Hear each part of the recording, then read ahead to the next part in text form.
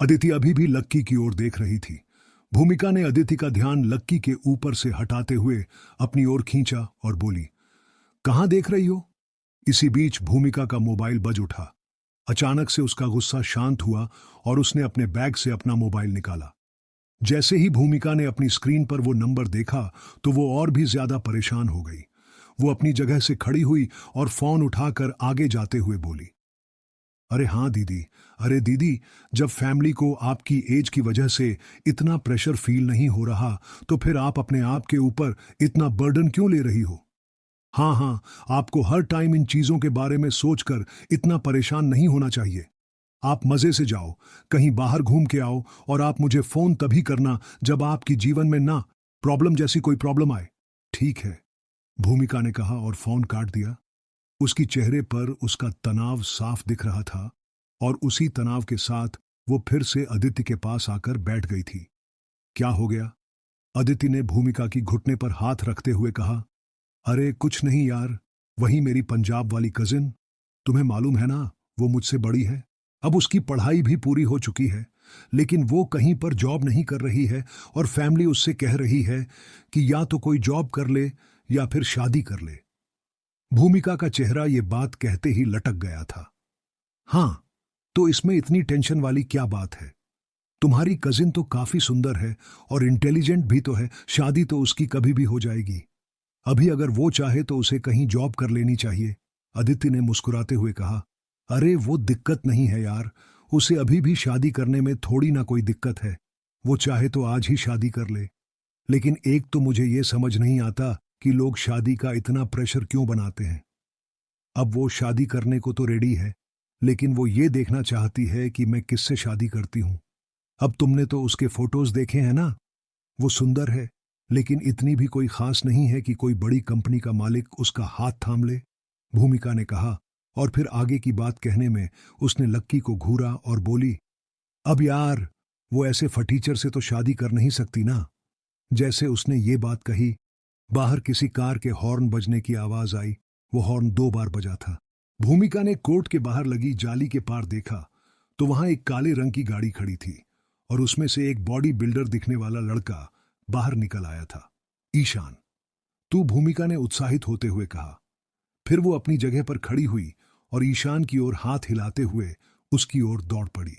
जैसे ही भूमिका के मुंह से बाकी लड़कियों ने उसका नाम सुना, वो सब भी ईशान की गाड़ी के पीछे दौड़ गई।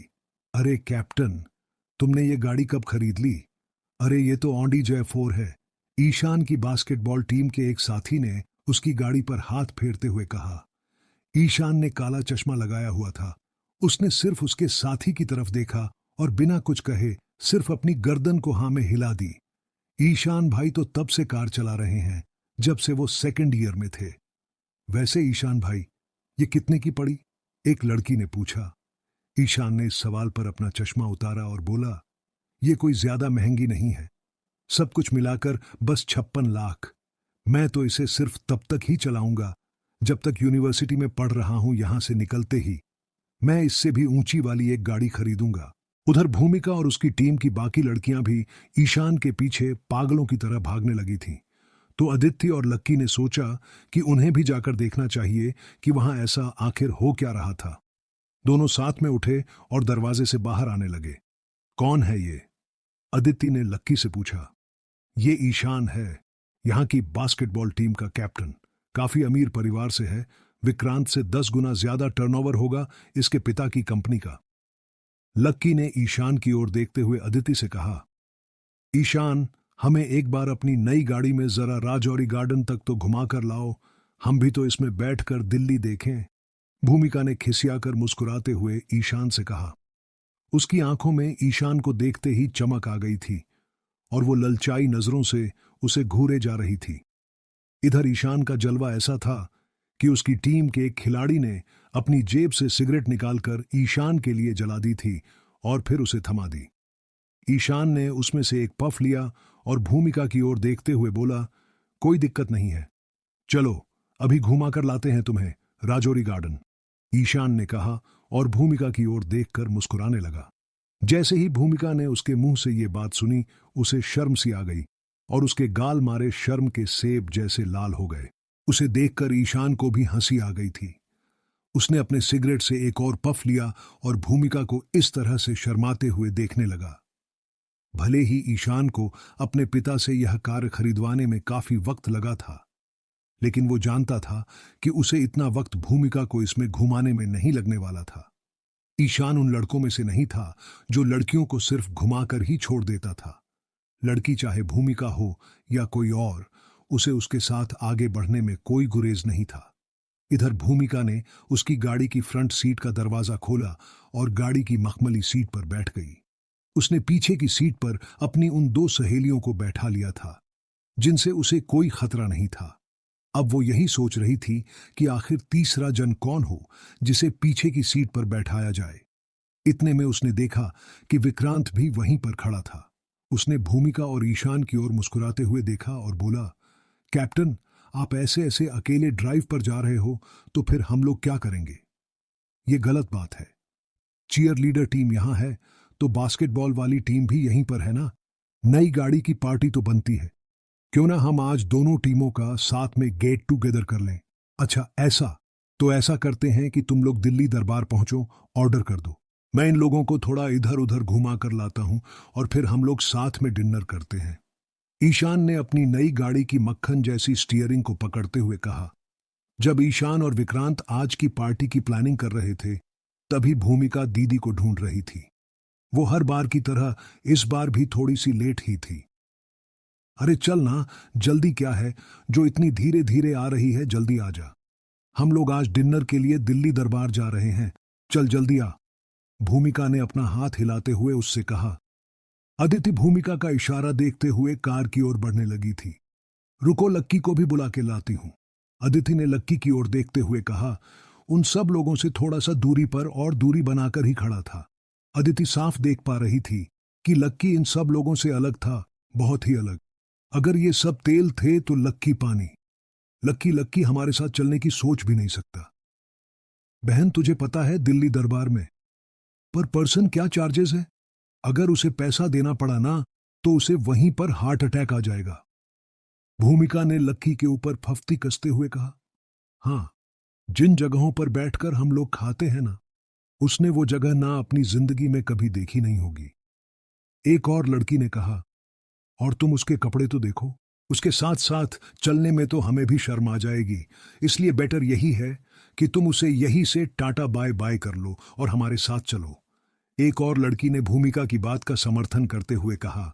चाहे फुटबॉल वालों की टीम हो या फिर चीयर लीडर्स की टीम, वो लोग लक्की का मजाक उड़ाने, उसकी टांग खींचने का कोई मौका नहीं छोड़ते थे। वो उसके साथ खाना तक खाना पसंद नहीं करते थे। उन लोगों के लिए लक्की का उसके आसपास होना सिर्फ एक मजाक से ज्यादा और कुछ नहीं था।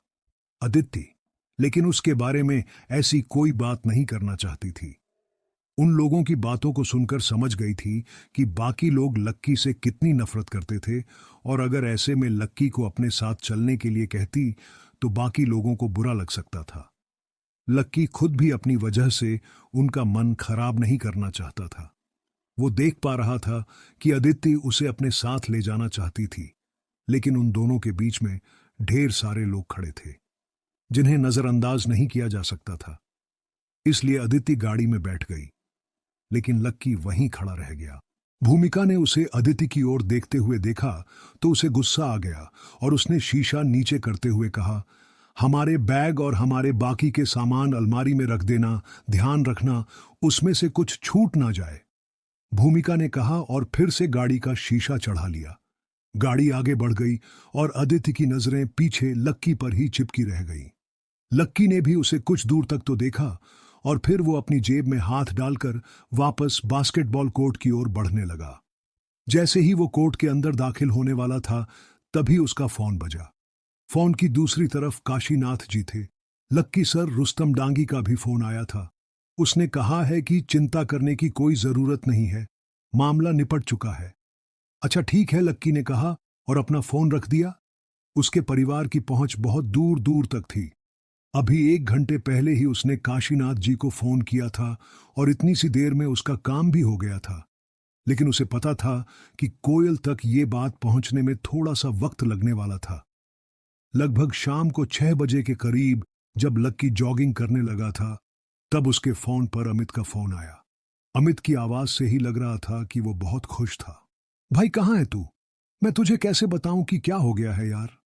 अमित ने कहा। मैं ग्राउंड पर हूं यार, जॉगिंग कर रहा हूं और मुझे पता है कि कोयल का मैटर सॉल्व हो गया है। लक्की ने अमित को एक और झटका देते हुए कहा।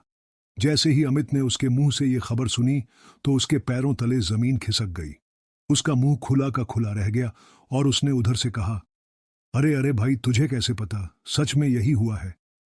अभी 20 मिनट पहले ही कोयल के पापा का फोन आया और उन्होंने कहा कि चिंता की कोई बात नहीं है, मैटर सॉल्व हो गया है।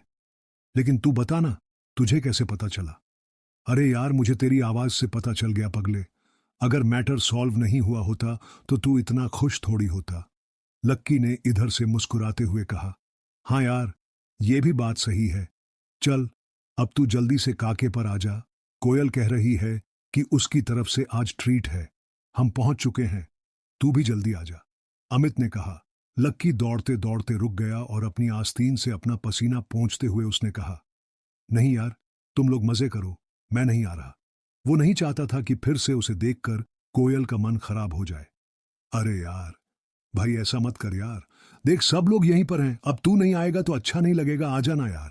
देख, अगर तू नहीं आया ना तो भूल जाना कि मैं, गर्वित और प्रीतम तेरे भाई हैं। आज से ये दोस्ती खत्म हो जाएगी और तेरा कमरे पर भी ना आना बंद हो जाएगा। अमित ने सिर्फ इतना ही कहा और इससे पहले कि लक्की कुछ कह पाता, अमित ने फोन काट दिया। लक्की असमंजस में फंस चुका था। उसे समझ नहीं आ रहा था कि आखिर वो करें तो क्या करें। कुछ देर सोचने के बाद उसे लगा कि उसे नहीं जाना चाहिए। इसलिए उसने अपना फोन निकाला और अमित को मना करने के लिए फोन करने लगा।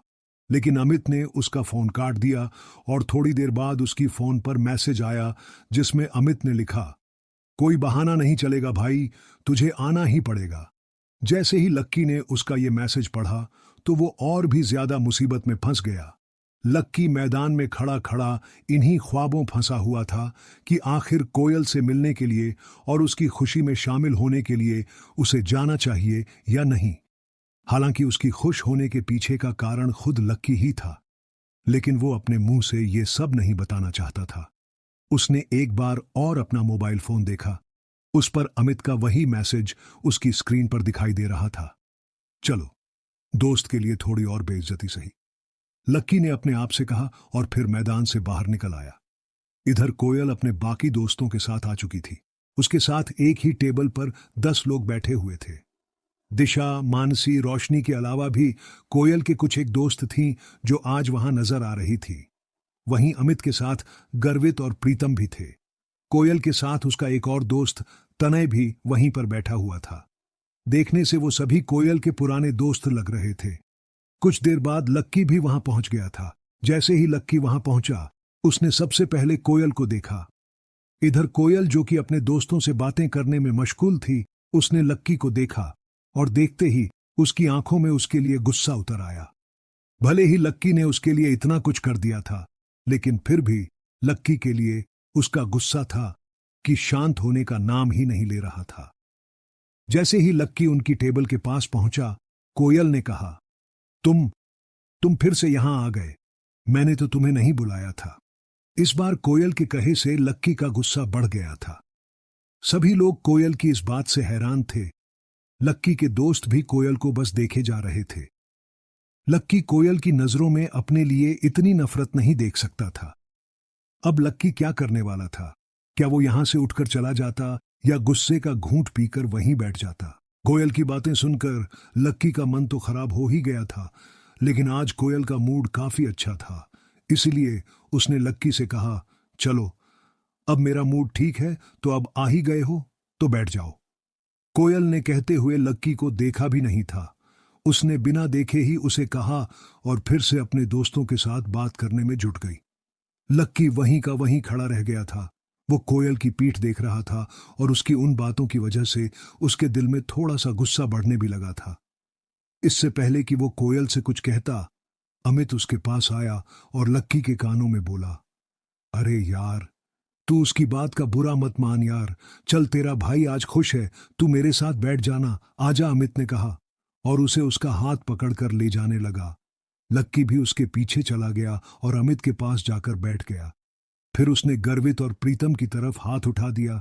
उधर जैसे ही लक्की वहां जाकर बैठा, कोयल ने फिर उसे घूर कर देखा, लेकिन इस बार लक्की ने उसकी तरफ नहीं देखा था। उसने जानबूझकर कोयल से अपनी नजरों को दूर कर लिया था ताकि उसे जरा सा भी गुस्सा ना आ सके। कोयल, ये वही लड़का है ना, और तेरी ट्रीट में इसका क्या काम है?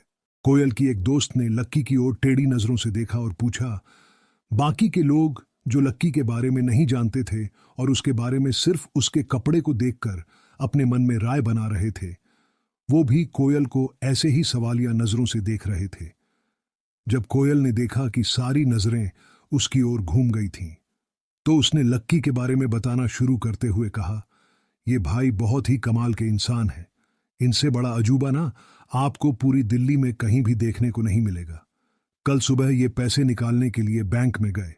पता है कौन से bank? New city bank. New city bank का नाम सुनते ही उन सब लोगों के मुंह खुले के खुले रह गए थे। ऐसा नहीं था कि उन्होंने कभी इस बैंक का नाम नहीं सुना था। बात सिर्फ इतनी सी थी कि लक्की का हुलिया देखकर कोई सपने में नहीं सोच सकता था कि ये आदमी न्यू सिटी बैंक भी जा सकता है। इससे पहले कि कोई कुछ कहता, कोयल ने अपनी बात पूरी करते हुए कहा, और वहां जाकर ये मैनेजर से कह रहे हैं कि मुझे पैसे निकालने हैं। मैनेजर ने इससे पूछा, आपका कार्ड कहाँ है? तो इन भाई साहब ने बोला कि मेरे पास तो कोई कार्ड ही नहीं है। कोयल का इतना कहना हुआ कि वहां बैठे कुछ लोगों के चेहरे पर हंसी आ गई। वो बार बार लक्की को देखे जा रहे थे और हंस रहे थे, और बाकी के लोग जैसे अमित और रोशनी लोगों को सच पता था, इसलिए वो लोग चुपचाप बैठे हुए थे। थोड़ी ही देर बाद वेटर ने ऑर्डर सर्व कर दिया था, और इस दौरान लक्की सिर्फ अमित, गर्वित और प्रीतम से ही बात कर रहा था। कोयल और उसके दोस्त की तरफ वो देख भी नहीं रहा था। प्लेट में एक पकौड़ा उठाते हुए कोयल ने जोर से कहा, और फिर पता है उसके बाद क्या हुआ? लॉयन ग्रुप का सीईओ क्रांति रायजादा, मोहित रायजादा का बाप, सीधा मेरे पिताजी के ऑफिस आए और मेरे पापा के सामने हाथ जोड़कर उसने माफी मांगी है। इसे कहते हैं जैसे को तैसे। हाँ, लेकिन कोयल, मैं एक बात कहूं, मुझे नहीं लगता तेरी फैमिली ने यह प्रॉब्लम इतनी आसानी से सॉल्व कर ली होगी यार लॉयन ग्रुप एक बहुत बड़ा ग्रुप है। वो दिल्ली की टॉप 10 कंपनीज में से एक है, एक लड़के ने कहा। हाँ, मुझे भी यही लगता है। क्रांति रायजादा कितना पावरफुल आदमी है, इसके बारे में पूरी दिल्ली जानती है। उसके तेवर किसी से भी छुपे नहीं है यार। एक बार अगर वो किसी की बैंड बजाने की सोच लेता है ना, तो फिर वो इतनी आसानी से सामने वाले को छोड़ता नहीं है। वो चाहे तो किसी भी कंपनी को गायब करवा दे, और तेरे पापा ने उसे इतनी आसानी से हरा दिया। ये मुझे कुछ हजम नहीं हो रहा है यार, एक और लड़के ने कहा। हाँ, हो सकता है कि इसमें किसी और का भी हाथ हो, एक और लड़के ने कहा। कोयल उन सब लोगों की बातें सुनकर चिढ़ गई थी। उसे लग रहा था कि सब लोग उसकी इस जीत को उस तरह से नहीं देख रहे थे, इसलिए उसने भी जोश जोश में कहा, हाँ तो तुम क्या मेरे पापा को कोई छोटा मोटा आदमी समझते हो? मेरे पापा के आगे ना क्रांति रायजादा जैसे 10 आदमी पानी भरते हैं। वो चाहे तो एक झटके में मोहित और उसके बाप को हमारी कंपनी के गेट पर गार्ड की नौकरी पर रख सकते हैं। मेरे पापा के आगे वो जीरो हैं। फिर भी तुम लोगों को विश्वास नहीं हो रहा है ना कि ये उन्होंने किया या नहीं? तो चलो मैं तुम्हारे सामने उन्हीं से पूछ लेती हूं। फिर कोयल ने अपने पर्स में से अपना फोन निकाला और उसके पिता का नंबर मिलाया। फिर उसने फोन का स्पीकर भी चालू कर दिया ताकि जो भी बात कर रही थी उसे उसके बाकी दोस्त भी सुन पाए।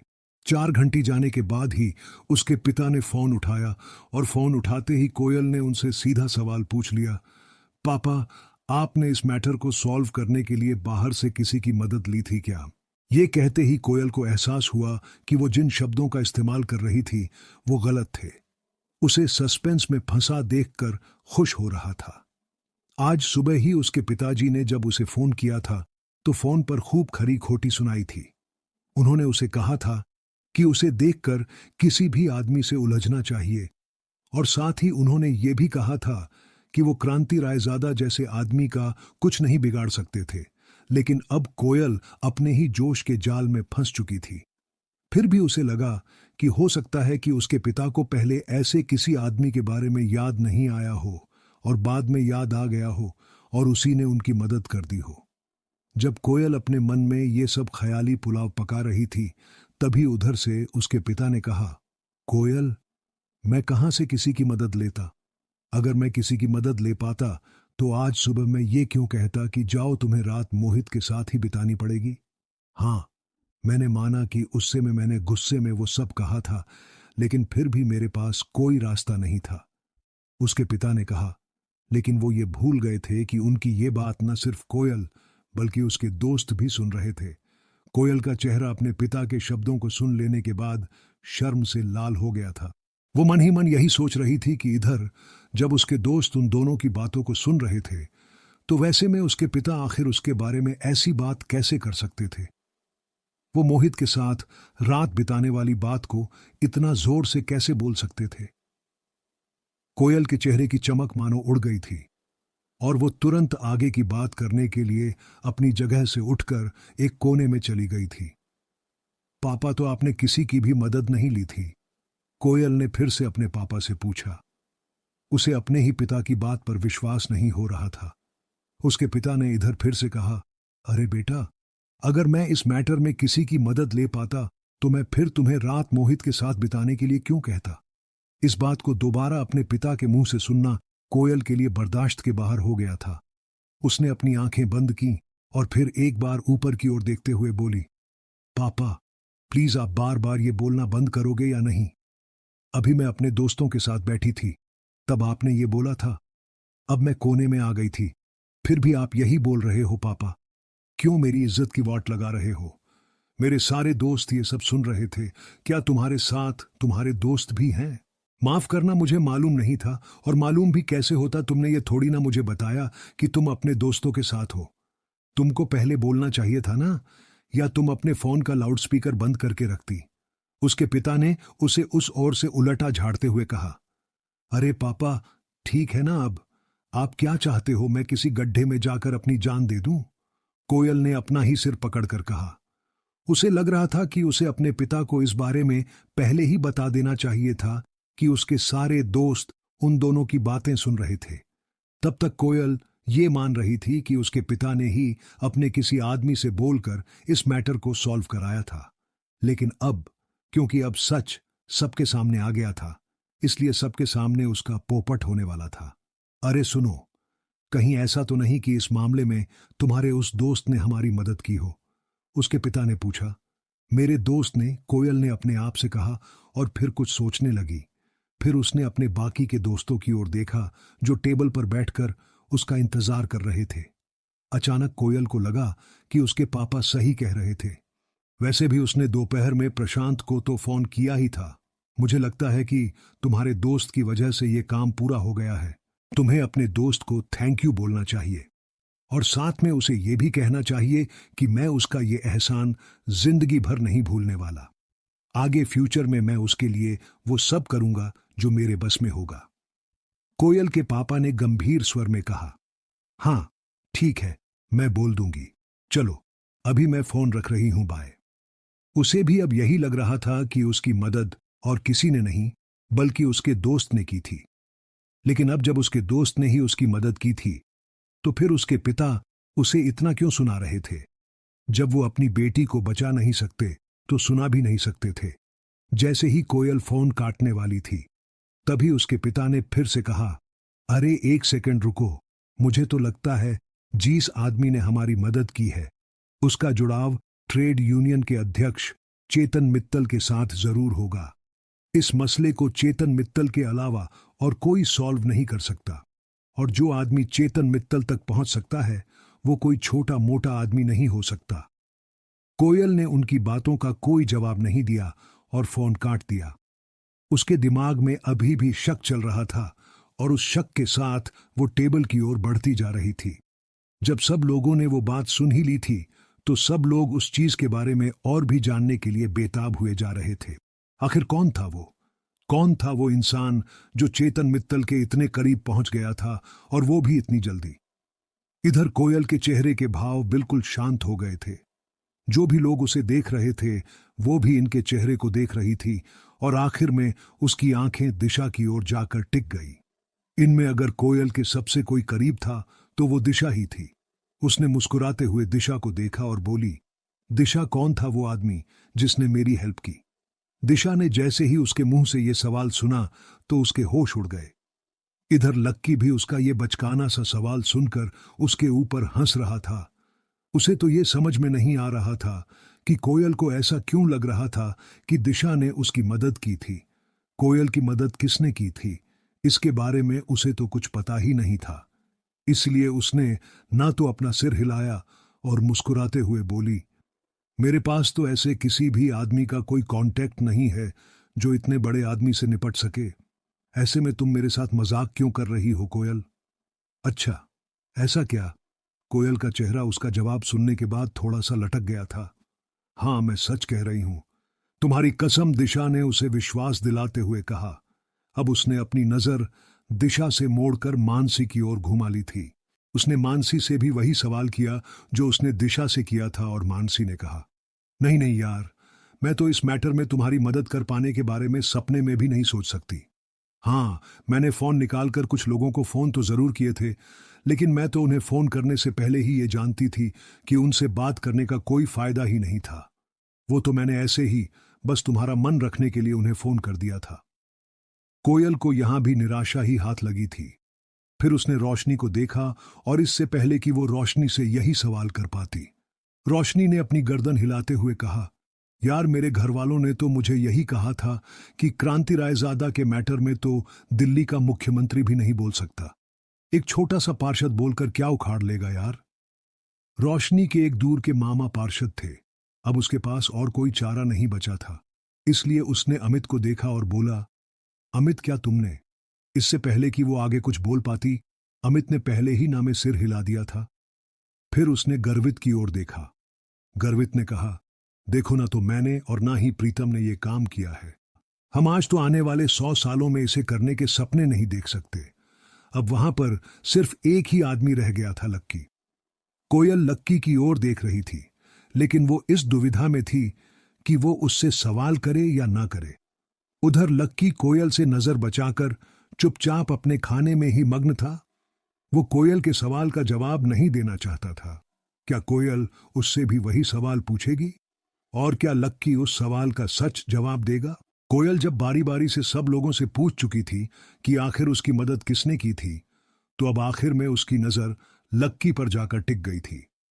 वैसे तो उसे लक्की से कोई उम्मीद नहीं थी, पर क्योंकि उसने सब लोगों से पूछ लिया था, इसलिए वो सोच रही थी कि वो लक्की से भी पूछ ही ले। उसने लक्की को देखा और लक्की ने भी एक बार उसकी ओर देखकर अपनी नजर नीचे कर ली।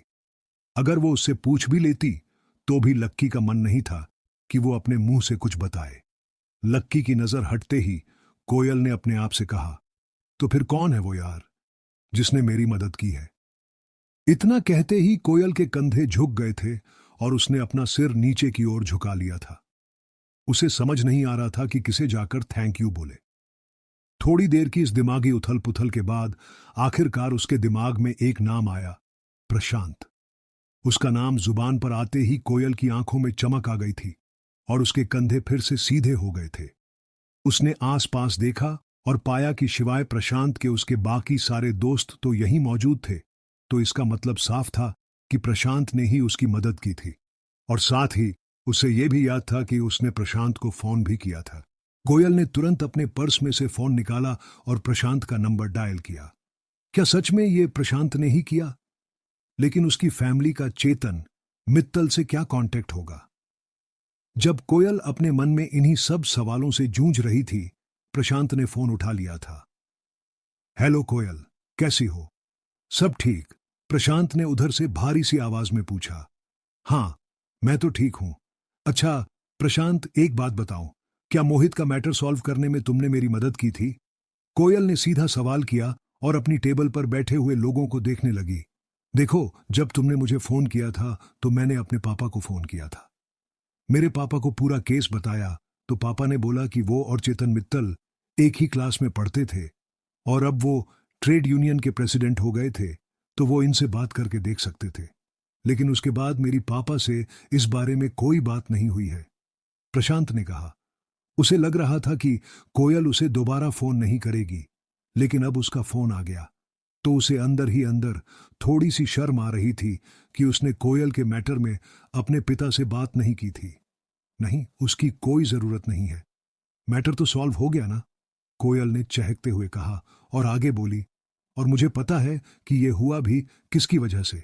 प्रशांत, अगर तुम नहीं होते ना तो यह कभी नहीं हो पाता। मेरे पापा मुझे बता रहे थे कि कोई चेतन मित्तल जी से मिलने के लिए गया था। वो और कोई नहीं बल्कि तुम्हारे ही पापा होंगे। इसीलिए thank you Prashant, thank you so much. Koyal ने कहा, मैटर सॉल्व हो गया हो तो इससे बड़ी और क्या बात हो सकती है, और उसमें तुम्हें मुझे भी थैंक यू बोलने की कोई जरूरत नहीं है। मैंने तो ऐसा कुछ किया भी नहीं है। प्रशांत ने कहा, अरे कैसे नहीं किया, जो भी किया तुमने ही तो किया। तुम खुद भी ये बात अच्छे से जानते हो कि लॉयन ग्रुप कितना पावरफुल ग्रुप है। अब अगर वो खुद मेरे पापा से माफी मांगने के लिए आगे आए हैं तो इसका मतलब चेतन मित्तल कोई बहुत बड़े आदमी होंगे। जब वो खुद चेतन मित्तल के सामने नहीं टिक सकते तो मेरे पापा और हमारी छोटी सी कंपनी की क्या बिसात है। इसलिए तुम्हें तो थैंक यू बोलना बनता है, कोयल ने कहा। अचानक से उसकी आंखों में वो डर फिर से उभर आया था जो दोपहर में उसे महसूस हो रहा था।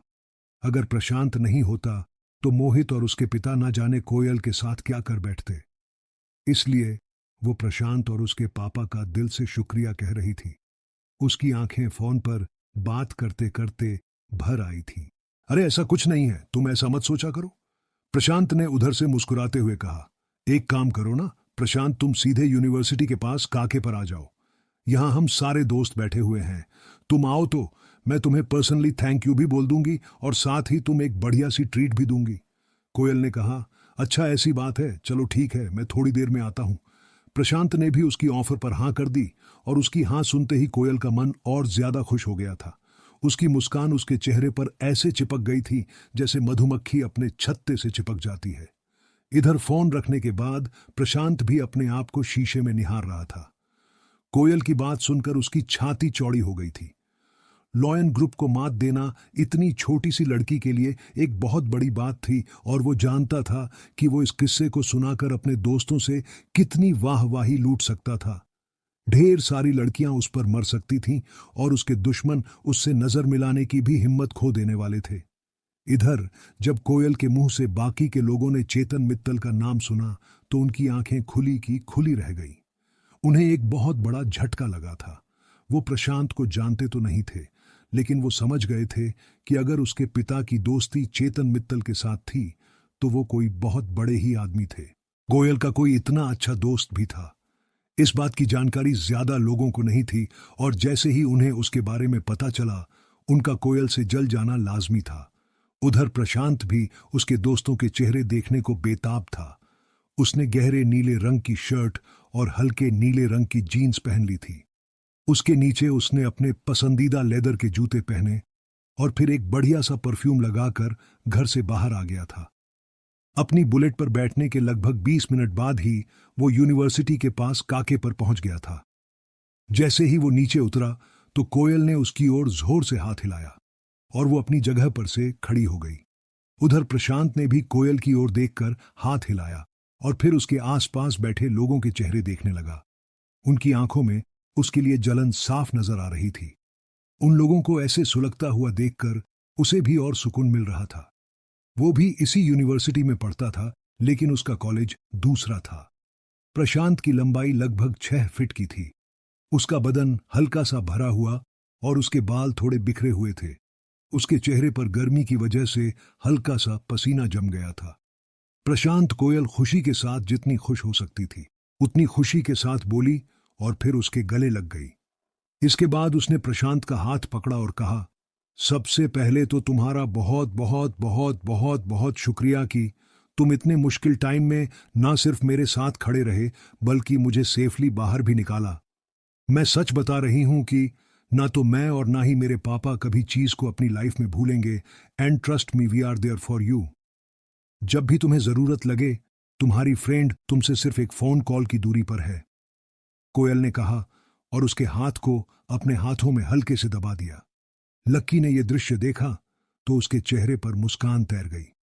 उसे इस विडंबना पर हंसी आ रही थी, लेकिन वो जानता था कि उसकी हंसी बहुत से लोगों के दिल पर छुरी का काम कर सकती थी। इसलिए वो चुप रहा और अपनी प्लेट पर ध्यान देने लगा। उधर जैसे ही कोयल ने प्रशांत का हाथ दबाया तो प्रशांत उसके हाथ की तरफ देखने लगा। अब की बार उसने कोयल का हाथ थामा और चमकती हुई आंखों से उसकी ओर देखने लगा।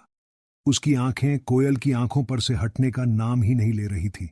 उसने मुस्कुराते हुए कहा, कोयल बस करो, और कितनी थैंक यू बोलोगी? मेरे लिए ये सब करना कोई बड़ी बात नहीं थी, और फिर जब तुम्हारी बात थी तो मैं अपनी जान पर भी खेलने के लिए रेडी था। कोयल को उसकी इस बात पर शर्म आ गई। वो थोड़ा सा हंसी और फिर शर्माकर नीचे की ओर देखने लगी। उसके बाद वो और एक बार प्रशांत से गले मिली और उसे अपने साथ टेबल पर ले गई। जैसे ही सबने प्रशांत को टेबल की ओर आते हुए देखा तो ना चाहते हुए भी सब अपनी अपनी जगह पर से खड़े हो गए। प्रशांत का ऑरा ही ऐसा था कि वो लोग अपने आप को रोक नहीं पाए। सब लोगों ने अपने कांटे और चम्मच छोड़ दी सिवाय लक्की के। उसने प्रशांत की ओर बस एक बार देखा, थोड़ा सा मुस्कुराए और फिर अपनी प्लेट की ओर देखने लगा। अमित और गर्वित उसे खड़े होने का इशारा भी कर रहे थे, लेकिन वो खड़ा नहीं हुआ। कोयल को पहले ही लक्की के ऊपर बहुत गुस्सा आ रहा था और जब उसने ऐसी हरकत की तब तो वो उसके ऊपर फटने के लिए तैयार हो गई थी, लेकिन फिर उसने एक गहरी सी सांस ली और अपने आप को शांत कर लिया। वो प्रशांत के सामने अपना वैसा रूप दिखाकर अपना इंप्रेशन खराब नहीं करना चाहती थी। अरे आप सब मुझे देखकर खड़े क्यों हो गए? मैं यूनिवर्सिटी का कोई प्रेसिडेंट थोड़ी हूं। आप लोग बैठ सकते हैं प्लीज। प्रशांत ने भी मिलती हुई इज्जत के सामने कुछ ज्यादा ही बड़प्पन दिखाते हुए कहा। लक्की को मन ही मन हंसी आ रही थी। एक तरफ तो वो था जिसे अपने हिस्से की इज्जत नहीं मिल रही थी, और दूसरी तरफ ये था जो दूसरे की शादी में खुद दूल्हा बनकर घूम रहा था। जैसे ही प्रशांत ने ये कहा सभी लोग बैठ गए। उसकी बात सुनकर ही लोगों को ऐसा लग रहा था कि वो सच में कोई बहुत बड़ा आदमी था। आओ तुम मेरे साथ बैठो। कोयल ने फिर से प्रशांत का हाथ पकड़ने का एक बहाना ढूंढते हुए कहा और उसे अपने साथ अपने स्टूल पर ले गई। वैसे तो वो स्टूल दो लोगों के हिसाब से ही बना था, लेकिन क्योंकि प्रशांत काफी हट्टा कट्टा और बड़े से डील डोले वाला आदमी था, इसलिए उस एक स्टूल पर सिर्फ वहीं बैठ सकता था। अब उसके बैठ जाने के बाद के लिए जगह नहीं बची थी। अरे बाकी लोग थोड़ा थोड़ा सरको, रोशनी ने कहा, और सब लोग थोड़ी थोड़ी जगह भी बनाने लगे। सब लोग पहले ही काफी चिपक कर बैठे हुए थे, इसलिए उनके खिसकने का कोई फायदा नहीं हुआ था। अब कोयल और प्रशांत को काफी फंसा हुआ महसूस हो रहा था। इसी बीच लक्की चुपचाप अपना खाना खा रहा था। जैसे ही कोयल ने उसे देखा तुरंत उसके दिमाग में एक ख्याल आया। वो लक्की का शिकार करने के लिए तैयार हो गई थी और इसलिए उसने लक्की की ओर देखते हुए कहा। लक्की जैसे ही लक्की ने कोयल के मुंह से अपना नाम सुना, वो समझ गया था कि क्या आने वाला था। उसने जैसे ही अपनी नजर उठाई तो उसने देखा कि कोयल उसे घिन्न भरी नजरों से देख रही थी। उसकी आंखों को देखकर लक्की ने पहले ही अपना कांटा रोक लिया था। वो कोयल का मुंह खुलने का इंतजार कर रहा था। इधर अमित और रोशनी भी एक दूसरे की ओर देख रहे थे और इससे पहले कि रोशनी कोयल से कुछ कह पाती, कोयल ने लक्की से कहा, लक्की, मेरे हिसाब से तुम फ्री हो गए होगे ना? वैसे भी तुम इनवाइटेड तो थे नहीं और उसके बाद भी तुम काफी कुछ खा चुके हो। फिर भी तुम्हें अगर भूख लग रही हो तो तुम्हारे लिए कुछ मैं पैक करवा देती हूं। तुम अपने रूम पर जाओ और वहां पर जाकर आराम से खा लो। कोयल की बातें तो बहुत कड़वी थीं, लेकिन वो इतना मुस्कुराकर ये सब कह रही थी कि लोग समझ नहीं पा रहे थे कि वो लक्की की बेइज्जती कर रही थी, और अमित को तो बहुत बुरा लग रहा था। लेकिन वो भी इन सब में कुछ नहीं कर सकते थे। बाकी लोग जो अभी तक हंस रहे थे, बोल रहे थे, वो भी लक्की को देखकर खामोश हो गए थे। कोयल की ऐसी बात सुनकर लक्की का चेहरा उतर गया। उसे लग रहा था कि उसके दिल में किसी ने छुरा घोंप दिया था। उसे इस बात पर पछतावा हो रहा था कि आखिर उसने इस लड़की की मदद की ही क्यों की। वो चाहता तो अभी 1 मिनट के अंदर इस पूरे खेल को सिर्फ एक चाल से पलट सकता था, लेकिन वो बाकी लोगों की तरह शो ऑफ नहीं करना चाहता था। कोयल ने वो दिन नहीं देखे थे जिन्हें लक्की अभी जी कर आ रहा था, इसलिए कुछ पलों के गुस्से के बाद उसके चेहरे पर मुस्कान आ गई थी। उसने अपना सिर हाँ में हिलाया और अपना कांटा प्लेट में रखकर टिश्यू से अपना हाथ पोंछकर वहां से उठकर बाहर जाने लगा। लक्की के लिए ये किसी जहर की घूंट से कम नहीं था। भले ही कोयल उसकी कुछ लगती नहीं थी, लेकिन उसकी बोली गई बातें उसके दिल में अभी भी चुभ रही थीं। लेकिन इसमें गलती कोयल की भी नहीं है। जो दिखता है वही बिकता है। आदमी की वैल्यू नहीं है, उसके कपड़ों की वैल्यू है। लक्की को अपने परिवार के बड़े लोगों की कही एक एक बात याद आ रही थी, और उन्हीं के कहे के हिसाब से वो इतना रईस होने के बाद भी इतनी सादगी का जीवन बिता रहा था। लक्की रात के अंधेरे भरे आसमान को देखता हुआ आगे बढ़ता जा रहा था। आसमान में ढेर सारे तारे थे, लेकिन उन तारों को देखकर लक्की और उदास हो गया था। यूनिवर्सिटी के पास की चौपाटी से होते हुए जब लक्की गुजर रहा था, तो उसने देखा कि ढेर सारे लड़के और लड़कियां वहां पर खा पी रहे थे और मजे कर रहे थे। रात के अंधेरे में भी वो गली जगमगा रही थी। थोड़ी ही दूर पर उस पानी पूरी वाले का ठेला भी खड़ा था, जहां से अक्सर लक्की और डिंपल पानी पूरी खाया करते थे। लक्की ने जब उसे देखा तो उसका मन और भी उदास हो गया। वहां पर एक लड़का अपनी गर्लफ्रेंड को अपने हाथ से पानी पूरी खिला रहा था। लक्की ने उन दोनों को देखा तो उसे अपनी और डिंपल की याद आ गई। वो भी उसी जगह पर उसी तरह से खड़ा होकर डिंपल को पानी पूरी खिलाया करता था। उस ठेले को देखकर उसका दिल भारी हो गया था। उसे भूख लग रही थी और उसने सोचा कि क्यों ना पानी पूरी ही खाई जाए। हेलो भैया, एक प्लेट देना, लक्की ने कहा। उसकी आवाज से वो उदासी जाने का नाम नहीं ले रही थी। अरे लक्की भैया, आज अकेले अकेले, भाभी कहाँ है? उस पानी पूरी वाले ने लक्की की ओर देखकर पूछा। ये बात सुनकर लक्की का मुंह और उतर गया। उसने इस बात का कोई जवाब देते ही नहीं बन रहा था। पानी पूरी वाला भी समझ गया कि उसने गलत तार छेड़ दिया था। उसने एक पूरी बनाई और लक्की के डोने में रख दी। लक्की ने उसे उठाया और अपने होठों तक लेकर आया ही था कि वापस रखकर प्लेट में फेंक दिया। अरे लक्की भैया, क्या हुआ? मच्छर गिर गया क्या? पानी पूरी वाले ने पूछा। नहीं यार, ऐसी कोई बात नहीं है, बस मन नहीं है, लक्की ने कहा और वहां से निकल गया। जब वो अपने कमरे की ओर जा रहा था, तब अचानक से जोरदार बादल गरजने लगे थे। लक्की को लग रहा था कि आज बारिश होने वाली थी, इसलिए वो भागा भागा आया और अपने कमरे में घुस गया। पलंग पर लेटकर वो अभी भी डिंपल को ही याद कर रहा था। एक बार फिर से बात करके देखूं क्या, उसने अपने आप से कहा, और इससे पहले कि वो आगे कुछ सोच पाता, उसने अपना फोन निकाला और डिंपल को फोन मिलाने लगा। जैसे ही वो नंबर डायल करने वाला था, तभी उसका फोन बज उठा। किसी अनजान नंबर से फोन था। लक्की ने पहचानने की कोशिश की, लेकिन नंबर पहचान में नहीं आ रहा था। आखिर किसका था वो फोन?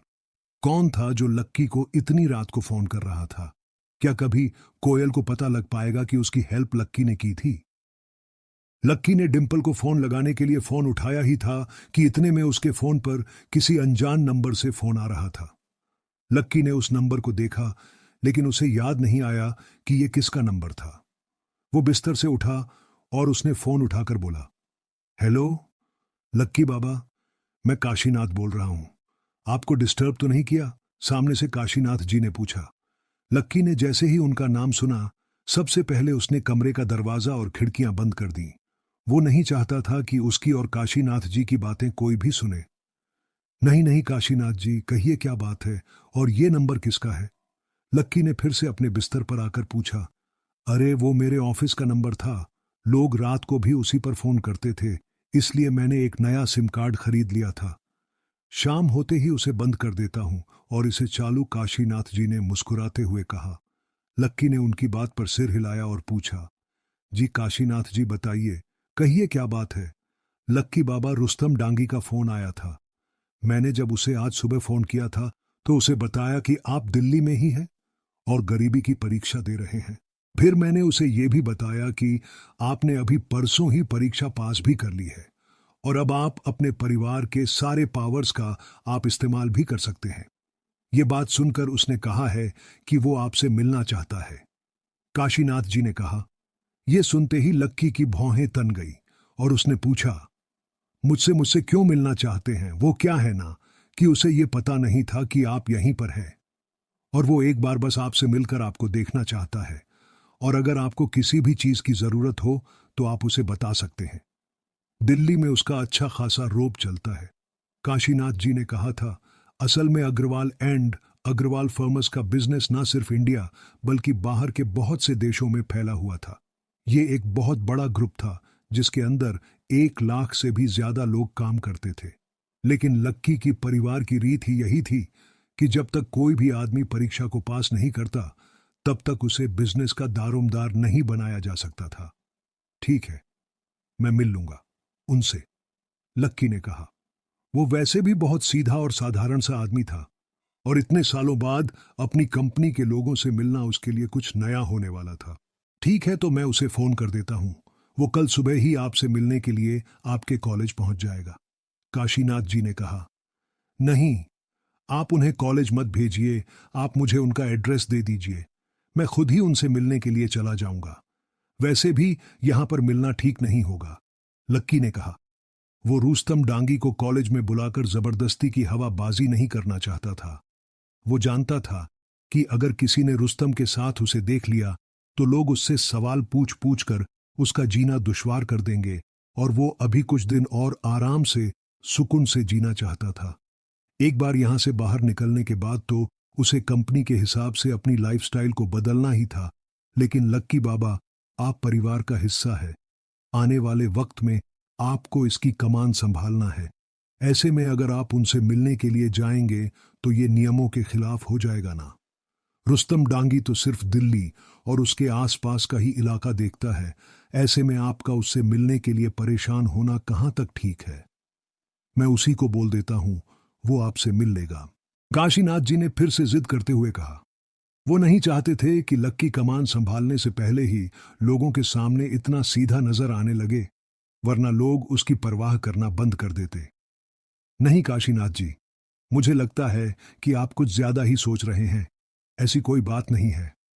बल्कि जब तक मैं काम नहीं संभालता तब तक तो मैं उनसे मिलने के लिए जा ही सकता हूं।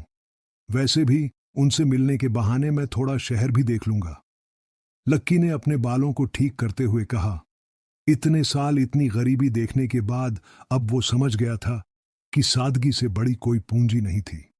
ठीक है लक्की बाबा, आप अपने से बड़ी उम्र के लोगों से भी इतने प्यार से बात करते हैं, कोई भी आपका मुरीद हो जाएगा। इसलिए आप चिंता मत कीजिए, मैं रुस्तम को बोल दूंगा कि आप खुद उससे मिलने के लिए आ रहे हैं, काशीनाथ जी ने कहा। ठीक है काशीनाथ जी, लक्की ने कहा और फोन काट दिया। जैसे ही उसने फोन रखा और वो खिड़कियों को खोलने के लिए बाहर जा ही रहा था, इतने में फिर से काशीनाथ जी का फोन आया। हेलो लक्की बाबा, रुस्तम कह रहा था कि वो गोल्डन मेंशन होटल में कल लंच के लिए जाने वाला है, तो आप भी लंच के लिए उसके साथ जा पाएंगे या मैं जगह बदलवा दूं, काशीनाथ जी ने कहा। नहीं, कोई दिक्कत नहीं है, उनसे कहना कि मैं 1 बजे के आसपास वहां पहुंच जाऊंगा, लक्की ने कहा। उसके बाद उसने फोन रखा और सारे खिड़की दरवाजे खोलकर अपने पलंग पर लेट गया। जैसे ही वो अपने बिस्तर पर आया, डिंपल की यादों ने फिर से उसे घेर लिया था। आज कहने को उसके पास सब कुछ था। वो डिंपल को सब कुछ दे सकता था जो वो चाहती थी, लेकिन फिर भी डिंपल उसके साथ नहीं थी। लक्की को अपने लिए नहीं बल्कि डिंपल के लिए बुरा लग रहा था। वो सोच रहा था कि अगर उसने परीक्षा को कुछ दिन पहले ही पास कर लिया होता तो आज शायद डिंपल उसके साथ होती। उसने फिर से अपना फोन उठाया और डिंपल का नंबर निकालने लगा। लेकिन मैं क्या कहूं उससे, लक्की ने अपने आप से पूछा। जब काफी देर तक उसे कोई जवाब नहीं मिला तो उसने फोन को वापस रख दिया और अपनी आंखों को बंद करके लेट गया। लक्की को कब नींद आ गई उसे पता नहीं चला। जब थोड़ी देर बाद उसे कमरे में किसी के आने की आवाज ही सुनाई दी, तब उसकी नींद खुली और उसने देखा कि अमित, प्रीतम और गर्वित वापस आ गए थे। वो तीनों आपस में कुछ बातें कर रहे थे और बातों में वो इतना मशगूल थे कि वो भूल गए थे कि लक्की अपने बिस्तर पर सो रहा था। यार, ये प्रशांत एक नंबर का गधा आदमी निकला यार। खाना खाने के बाद उसे गाना गाने की क्या जरूरत थी? साले ने पूरे खाने का टेस्ट ही खराब कर दिया। गर्वित ने उसके ऊपर बरसते हुए कहा। हाँ, और लाट साहब यहां तक भी नहीं माने भाई। पता है कि जब बारिश हो रही है तो मत जाओ ना, लेकिन इतनी बारिश में कोयल को पीछे बिठाकर पूरे देश में अपनी बुलेट से पटाखे फोड़ने हैं, हद है, प्रीतम ने कहा और बोतल में से पानी पीने लगा। हाँ ठीक है, अब और कितनी गालियां दोगे उसे? पूरे रास्ते इतनी गालियां दी, पेट नहीं भरा। उधर देखो, लक्की सो रहा है, इसलिए उसे परेशान मत करो, अमित ने कहा और लक्की की ओर देखने लगा। उसकी आंखें आधी खुली और आधी बंद थीं। गर्वित और प्रीतम फ्रेश होने के लिए चले गए और अमित भी अपना तौलिया लेकर उनके पीछे पीछे हो लिया। अगले दिन जब सुबह हुई तो आसमान काफी साफ नजर आ रहा था। कल की बारिश के बाद कैंपस, सड़कें और मैदान सब धुल चुके थे। जिस हिसाब से पानी भरा हुआ था, उसे देखकर तो यही लग रहा था कि बारिश पूरी रात ही चली थी। दूसरी और तीसरी क्लास के ब्रेक के बीच जब लक्की ने थोड़ी देर सुस्ताने के लिए अपना सिर बेंच पर टिकाया ही था कि अमित भागा भागा उसकी क्लास में घुसा और लक्की को झड़कते हुए उठाते हुए बोला, लक्की, कोयल के साथ गड़बड़ हो गई। अच्छा, अब क्या हो गया उसके साथ? पास बैठे ही गर्वित ने कहा। प्रीतम, जो कि अमित की ओर देख रहा था, उसने उसके मजे लेते हुए कहा, अबे अबे तेरा डिपार्टमेंट ना रोशनी की प्रॉब्लम झेलने का है, कोयल की नहीं। इस बात पर लक्की और गर्वित भी मुस्कुरा दिए। अबे तू 2 मिनट चुप रह, और लक्की की ओर देखकर बोला, भाई, कल रात कोयल बाइक से गिर गई। अमित ने कहा, हाँ तो इसमें कौन सी नई बात है? बात तो तब होती जब कोयल जी बाइक पर बैठकर कार में से गिर जाती। प्रीतम ने फिर से कोयल का मजाक उड़ाते हुए कहा। अमित ने उसे घूर कर देखा, लेकिन इस बात पर तो उसे और भी ज्यादा हंसी आ गई थी। एक बार हंसने के बाद गर्वित ने पूछा, लेकिन वो गिरी कैसे? अबे यार, कल रात को बहुत तेज बारिश हो रही थी। अब वो और प्रशांत जोश जोश में बाइक पर दिल्ली नापने निकल गए। बस थोड़ी ही देर में उनकी बाइक कहीं पर फिसली और मैडम गिर गई। अमित ने कहा, अच्छा तो फिर उसे बचाने कौन आया? चेतन मित्तल? प्रीतम ने फिर से उसके मजे लेते हुए कहा। अमित ने प्रीतम के बाल पकड़े और जोर से खींच दिए। प्रीतम चिल्लाने लगा और उसकी आवाज से बाकी के क्लास में भी हल्ला होने लगा। इसीलिए अमित ने उसके बाल छोड़े और लक्की की ओर देखते हुए बोला, मैं अभी मैदान के आउटर एरिया में प्रैक्टिस कर रहा था तो रोशनी का फोन आया। उसने बताया कि प्रशांत कल रात को कोयल को अपने साथ बाइक पर ले गया था और दोनों गिर पड़े। फिर कोयल को अस्पताल ले गए। रोशनी और बाकी लोग भी सुबह सुबह जल्दी उससे मिलने के लिए अस्पताल पहुंच गए और उसने कहा कि हमें भी उससे मिलने के लिए आना चाहिए। अमित ने एक ही सांस में अपनी बात खत्म करते हुए कहा। प्रीतम और गर्वित एक दूसरे की शक्ल देखने लगे। कल उसने लक्की के साथ जिस तरह का व्यवहार किया था और वो जिस तरह से प्रशांत के सामने बन रही थी, उसके बाद उन दोनों ने कसम खा ली थी कि वो अब कोयल की कभी शक्ल नहीं देखेंगे। लेकिन इससे पहले कि वो अमित को ना कर पाते, अमित अपनी जगह से खड़ा हुआ और उन दोनों के कंधे पर हाथ रखते हुए बोला, चलो हम लोग भी उसकी खबर लेकर आते हैं भाई। आखिर उसने हमें कल ट्रीट दी थी यार। भले ही उसकी जुबान कैसी भी हो, लेकिन उसका मन अच्छा है, अमित ने कहा और अपनी नजर नीचे कर ली। उसे मालूम था कि इस बात पर उसके तीनों दोस्त उसे बहुत गालियां देने वाले थे। अच्छा चलो भाई, अब नमक खाया है तो फर्ज भी अदा करना ही पड़ेगा, प्रीतम ने कहा और अपनी बेंच पर से उठ गया। गर्वित भी उसके पीछे पीछे खड़ा हो गया। तीनों बाहर निकलने को ही थे कि अमित ने लक्की को देखा। वो अभी भी वहीं पर बैठा कुछ सोच रहा था। क्या हो गया, तू नहीं आ रहा क्या? अमित ने पूछा।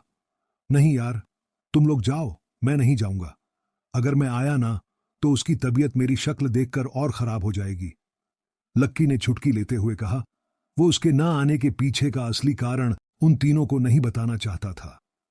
अमित भी उसकी बात समझ गया था, इसलिए उसने दोबारा नहीं पूछा और प्रीतम और गर्वित को अपने साथ लेकर निकल गया। इधर जैसे ही वो लोग कॉलेज से बाहर निकले, उसके थोड़ी ही देर बाद लक्की भी बाहर आ गया था। उसने कॉलेज से थोड़ी दूर जाकर अपने लिए एक टैक्सी बुलाई और सीधा होटल गोल्डन मैंशन के लिए निकल गया।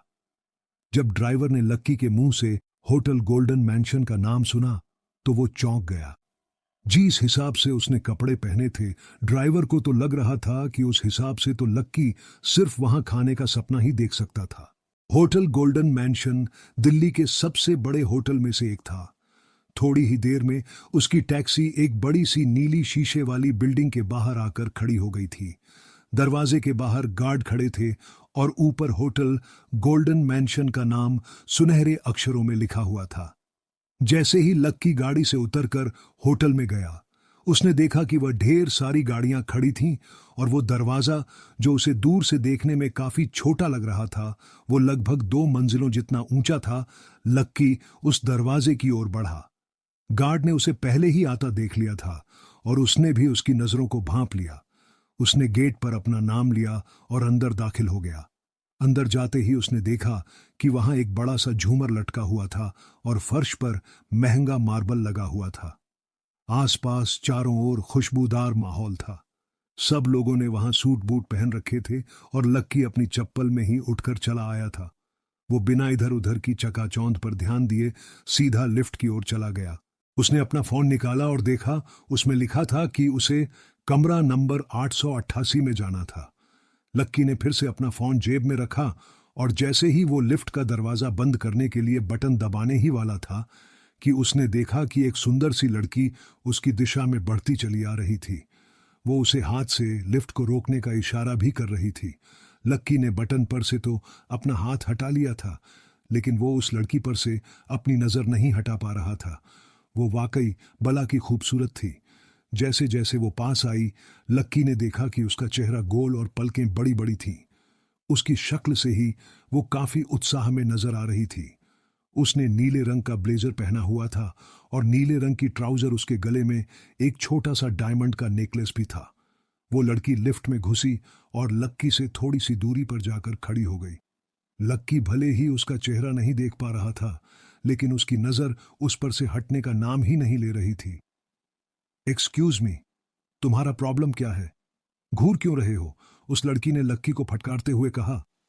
नहीं नहीं, कुछ नहीं, आई सॉरी। लक्की ने अपनी नजर नीचे करते हुए कहा, लेकिन उसकी नजर बाज आने का नाम ही नहीं ले रही थी और वो वापस उसकी गर्दन पर टिक्की जा रही थी। लक्की अब उसकी कमर तक आते बालों को देख रहा था। क्या क्या देख रहे हो, नॉनसेंस? लड़की ने फिर से पलटकर कहा। उसे एहसास हो गया था कि लक्की की नजरें अभी भी उसी के ऊपर टिक्की हुई थी। इस बार उसकी आवाज सुनकर लक्की के दिल की धड़कन बढ़ गई थी। उसकी सांसें तेजी से ऊपर नीचे होने लगी थी और अचानक ही उसे एहसास हुआ कि उसकी नाक में से खून बहना शुरू हो गया था। लक्की ने जोर से सांस खींची और अपना सिर ऊपर की ओर उठा लिया। लड़की ने उसे इस तरह देखा और बोली, ओह शिट, तुम्हारे होठों पर खून लगा हुआ है। रुमाल नहीं है क्या? साफ करो इसे। उस लड़की ने नाक को सिकोड़ते हुए कहा। इससे पहले कि लक्की अपनी जेब से रुमाल निकालता, उसे अपनी नाक में खुजली सी महसूस हुई और अगले ही पल छींक आ गई, इससे पहले कि वो अपने हाथ से अपने नाक को ढक पाता। सामने खड़ी लड़की की सफेद शर्ट पर उसके खून के कुछ छींटे लग चुके थे। ओ माय गॉड, तुम!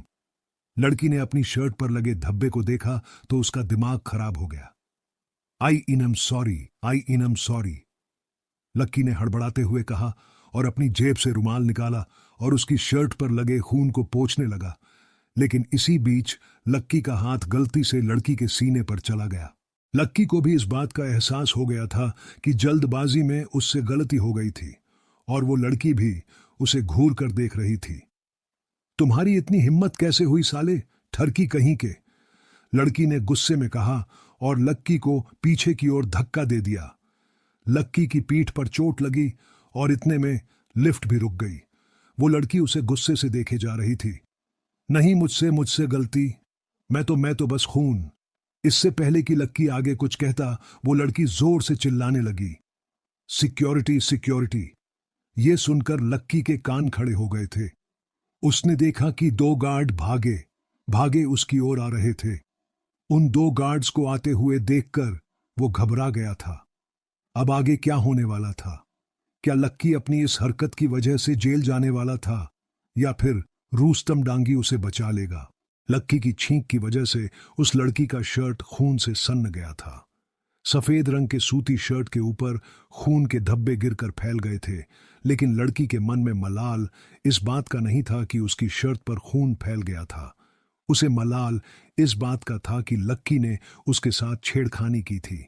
इससे पहले कि लक्की उसे अपनी ओर से कुछ समझा पाता, उस लड़की ने सिक्योरिटी को बुला लिया था। लिफ्ट खड़ी थी और वो लड़की लिफ्ट के बाहर आ गई थी। लक्की भी उसे समझाने के लिए उसके पीछे पीछे बाहर आ गया था, लेकिन तब तक 2 गार्ड उसकी दिशा में आए और उसे पकड़ लिया। क्या हुआ मैडम, क्या बात है?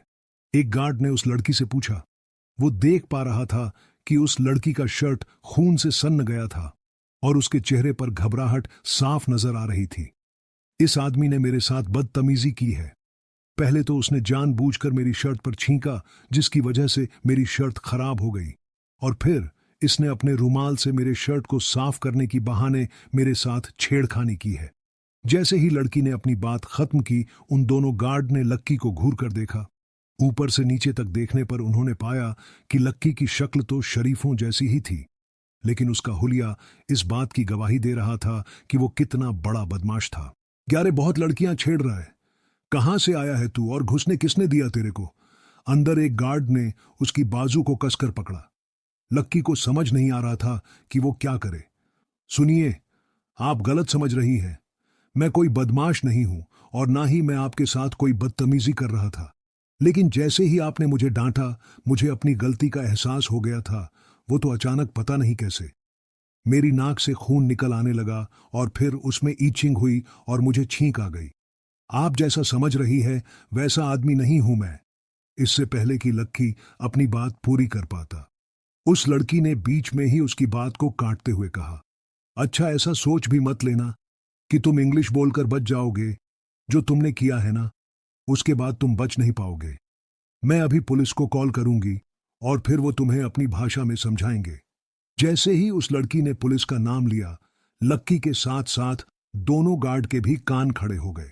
वो ये देख पा रहे थे कि लड़की को बहुत गुस्सा आ रहा था और पुलिस के पास जाने का उसका अधिकार भी था, लेकिन उन्हें डर इस बात का था कि अगर वो पुलिस को बुलाती तो उनकी होटल की बहुत बदनामी हो सकती थी। इसलिए एक गार्ड ने तुरंत मोर्चा संभाला और लक्की को उसके सामने जोर से हिलाते हुए बोला, अरे मैडम, ऐसे सड़क छाप पॉकेट मार आदमी के लिए पुलिस क्यों बुलाना? हम हैं ना, इसे तो हम ही ठीक कर देंगे। क्यों? सुरेश, पहले गार्ड ने अपने साथ वाले गार्ड को इशारा किया और उसने लक्की की ओर अपना डंडा ताना ही था कि इतने में लड़की बोली, नहीं, आप लोग इससे टेंच भी नहीं करेंगे, आप सिर्फ उसे पकड़ कर रखिए। मैं अभी पुलिस को बुलाती हूं, वो इससे निपटेंगे। उस लड़की ने कहा और अपने पर्स में से फोन निकाला और वो फोन मिलाने ही वाली थी कि इतने में फिर से उस गार्ड ने कहा, अरे मैडम, क्यों पुलिस को परेशान कर रही हो? हम हैं ना, हम भी उतना ही धोते हैं जितना पुलिस धोती है, दूसरे गार्ड ने कहा और फिर उसने लक्की के सिर पर डंडा तान दिया। इतने में लक्की चिल्लाया और बोला, नहीं, अब मैडम नहीं, मैं पुलिस को बुलाऊंगा और मामला सिर्फ पुलिस तक नहीं कोर्ट तक जाएगा। मैं इनके ऊपर डिफॉर्मेशन का केस करूंगा, मैं इनके ऊपर हरासमेंट का केस करूंगा और तुम दोनों में से किसी ने भी मुझे हाथ लगाया तो तुम दोनों भी अंदर जाओगे, इसीलिए छोड़ो मुझे राइट नाउ, लक्की ने चिल्लाते हुए कहा। उस जैसे आदमी से इतनी बड़ी धमकी सुन लेने के बाद तो उनके होश ही उड़ गए थे। वो दोनों घबराए हुए एक दूसरे को देख रहे थे। वहीं लक्की और उस लड़की की आंखों का गुस्सा शांत होने का नाम नहीं ले रहा था। अब क्या करें? पहले गार्ड ने कहा, मैनेजर को बोला, दूसरे ने कहा। पहले ने तुरंत अपनी जेब से वॉकी निकाला और चालू किया। लक्की और वो लड़की दोनों ही उस गार्ड को देखने लगे। इससे पहले कि मैनेजर लाइन पर आता, एक साथ लक्की और उस लड़की का फोन बज उठा। हेलो जी, हाँ सर, मैं होटल आ गई हूं, लेकिन सर, एक बदतमीज आदमी की वजह से मेरे कपड़े खराब हो गए हैं। लड़की ने लक्की को घूर कर देखा और कहा, हाँ हाँ, मैं अभी आ रहा हूं, बस एक मैडम है, उन्हें थोड़ी सी मिसअंडरस्टैंडिंग हो गई है, वो सॉर्ट आउट कर रहा हूं, बस आ ही रहा हूं। उसको देख के लक्की ने कहा और दोनों ने एक वक्त में ही फोन रखा। लड़की के लिए अब वहां रुकना और इस बहस में पड़ना बहुत भारी हो गया था। उसकी एक बहुत जरूरी मीटिंग थी और उसके लिए वो लेट हो रही थी। इसीलिए लड़की ने लक्की को देखा और बोली, आज तुम्हें मेरी मीटिंग ने बचा लिया, लेकिन तुम चिंता मत करो, मीटिंग हो जाने के बाद मैं तुम्हें बताऊंगी कि मैं कौन हूं। उस लड़की ने सिर्फ इतना कहा और लक्की का एक फोटो खींच लिया। इससे पहले कि वो अपना चेहरा ढक पाता, उसकी आंखों के सामने फ्लैश चमक चुका था। लड़की ने फोन अपने पर्स में डाला और वहां से निकल गई। लक्की ने उसे देखा और फिर अपनी शर्ट ठीक की। दोनों गार्ड अभी भी वहीं खड़े थे। लक्की ने एक से पूछा, ये रूम नंबर 888 किस तरफ है? उसका सवाल सुनते ही उस गार्ड का मुंह खुला का खुला रह गया था। उसने बड़ी बड़ी आंखों से लक्की को देखा और पूछा, आपको 888 में जाना है? लक्की ने हाँ, मैं गर्दन हिलाई। सर 888 उस तरफ है, उस गार्ड ने इशारे से बताया। और लक्की अपनी दाईं ओर मुड़कर आगे बढ़ने लगा। जैसे ही वो जाने वाला था, वो गार्ड पीछे से बोला, सॉरी सर, मुझसे गलती हो गई सर। लक्की ने उस गार्ड को देखा और फिर अपने कंधे उचका दिए। उसे समझ नहीं आ रहा था कि वो आदमी अभी उसके ऊपर डंडा चलाने वाला था, अचानक उससे वो माफी क्यों मांग रहा था। जब लक्की को कुछ समझ नहीं आया तो वो अपना सिर खुजाते हुए वहां से निकल गया। इधर रूम नंबर 888 में उसके आने की तैयारियों ने जोर पकड़ रखा था। ढेर सारे लोग पहले से उसके इंतजार में वहां आकर खड़े हो गए थे। एक 50 साल का आदमी भी दरवाजे पर खड़ा था। उसने बढ़िया सा सूट पहना हुआ था और वो होटल गोल्डन मैंशन के मैनेजर से बात कर रहा था। सब तैयार है ना? मैनेजर ने उसकी बात सुनी और बोला, जी सर, आप चिंता ना करें। जैसा आपने बोला था वैसा का वैसा हमने सारा अरेंजमेंट करके दिया है। रुस्तम सर ने जो भी लिखवाया था वो सभी लंच के लिए बनवाया गया है। रुस्तम सर तो वैसे भी हमारे लिए बहुत खास है, उनके आने भर से ही हमें बहुत अच्छा लगता है। ठीक है, हमारे गेस्ट आने वाले हैं तो आप जरा, उस आदमी ने कहा और जनरल मैनेजर उसका इशारा समझ गया। वहां से वो निकल चुका था। जैसे ही मैनेजर वहां से निकला, वो लड़की वहां आकर खड़ी हो गई। ये वही लड़की थी जिसके लंबे लंबे बाल थे और जिसने नीले रंग का ब्लेजर पहना हुआ था। उसने जब रुस्तम डांगी को देखा तो वो सीधा भागकर उसके पास गई और बोली, सॉरी सर, एक्चुअली मैं थोड़ा लेट हो गई हूं। वो क्या है ना, इससे पहले कि वो लड़की आगे कुछ बोल पाती, डांगी ने उसकी बात को बीच में काटते हुए बोला, उधर बैठ जाओ। तुम्हारी किस्मत आज अच्छी है कि लक्ष्मण सर अभी तक आए नहीं है। अगर वो पहले पहुंच गए होते तो आज तुम्हारी वजह से मेरा सारा इंप्रेशन खराब हो जाता। वो लड़की उसकी ओर देखकर मुस्कुराई और शर्मिंदगी से एक कोने में जाकर बैठ गई। इधर रुस्तम डांगी खुद दरवाजे के बाहर खड़ा होकर लक्की के खाने का इंतजार कर रहा था। उसे बहुत बेचैनी हो रही थी।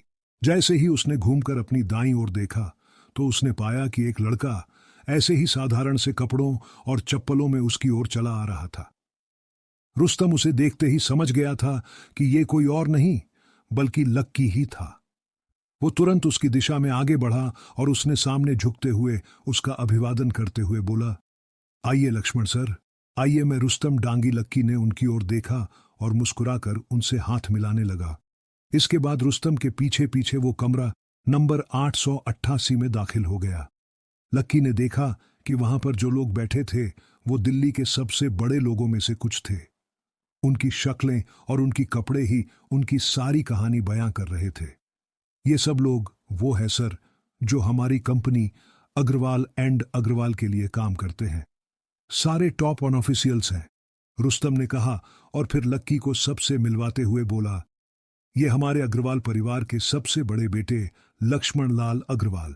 आपका स्वागत है सर। सभी लोगों ने एक ही सुर में कहा। उस लड़की ने जैसे ही लक्की को वहां खड़ा देखा तो उसका परिचय सुना तो उसके पैरों के नीचे से जमीन खिसक गई।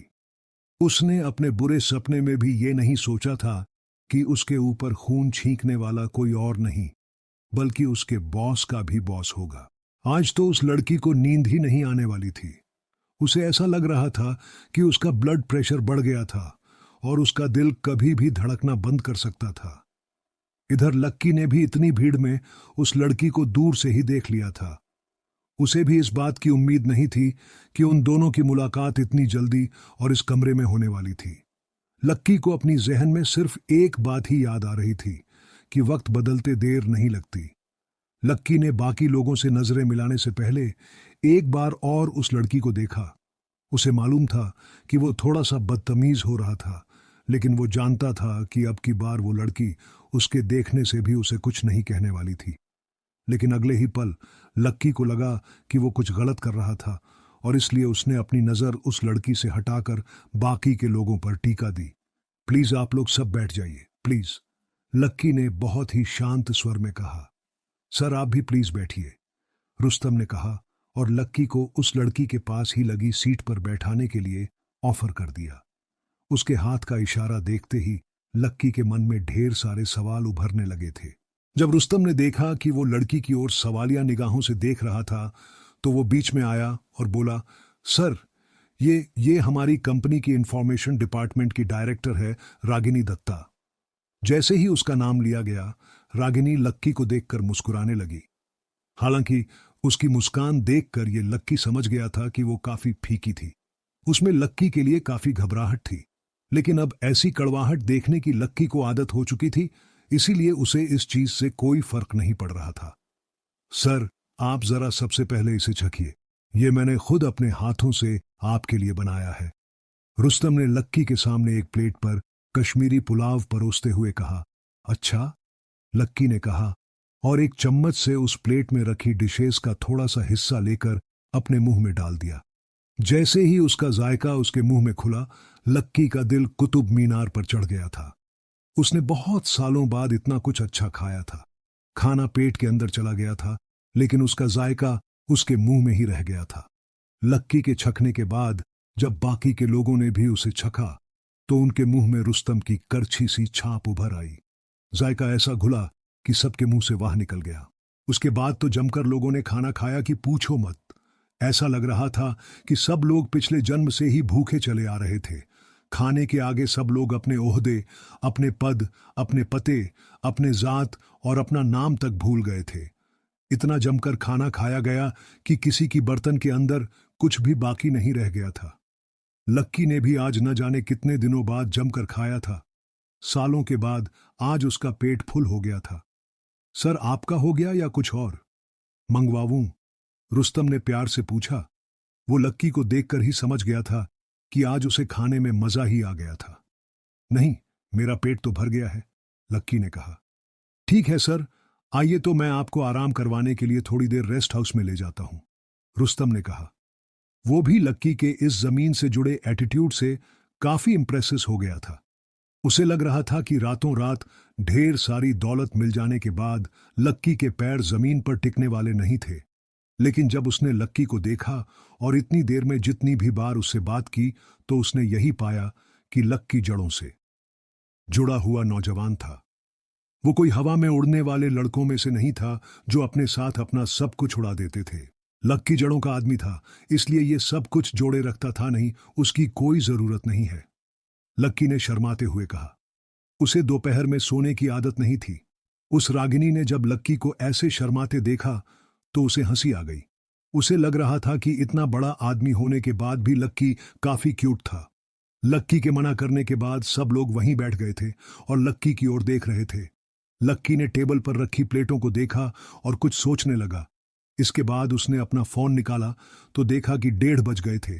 जैसे ही लक्की ने घड़ी में टाइम देखा तो सब लोग चौंक गए। उन्हें ऐसा लग रहा था कि उनसे कोई गलती हो गई थी, तभी लक्की बेचैन हो रहा था। रुस्तम को भी ऐसा ही लग रहा था और उसने तुरंत लक्की से पूछा, क्या हुआ सर, कुछ दिक्कत है क्या? आपको खाना अच्छा नहीं लगा? नहीं यार, ऐसी बात नहीं है। खाना तो बहुत अच्छा था, मैंने पेट भर खाया, लेकिन मैं बस आपसे ये रिक्वेस्ट करना चाह रहा था कि अगर आपके पास ये खाना और थोड़ा बचा हो तो पैक कर दीजिए। मैं इसे अपने दोस्तों को भी खिलाना चाहता हूं, लक्की ने कहा और रुस्तम की ओर देखने लगा। रुस्तम को और बाकी लोगों को समझ नहीं आ रहा था कि वो लक्की की इस बात का क्या जवाब दें। वो सब एक पल में ही उसकी सादगी पर फिदा हो गए थे। रागिनी की भी सारी नाराजगी एक ही झटके में खत्म हो गई थी। लक्की यहां बैठा भी अपने दोस्तों के ही बारे में सोच रहा था। इससे बड़ी बात और क्या हो सकती थी? लेकिन रुस्तम के लिए एक दिक्कत हो गई थी। खाना खत्म हो चुका था और खाना जिन खास मसालों से बना था वो भी उतना ही थे।